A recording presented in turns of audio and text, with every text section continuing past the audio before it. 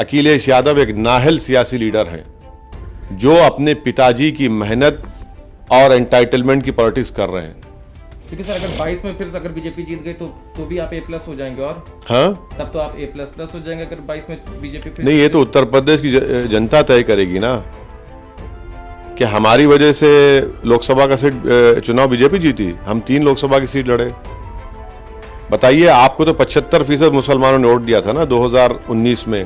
हम तो नहीं लड़े उत्तर प्रदेश में, कैसे जीत गई बीजेपी फिर? क्या हम ख्वाब में आके बोले थे? आप इस बात को मानने को तैयार नहीं हैं कि आप क्यों हार रहे हैं, और आप सिर्फ अल्पसंख्यक समाज मुसलमान को अपना खैदी समझ रहे हैं और ये समझ रहे हैं कि वो जैसा बोले उठेगा और बैठेगा और दरी बिछाएगा और जिंदाबाद और आपके लिए तारीफ के पुल बांधता रहेगा।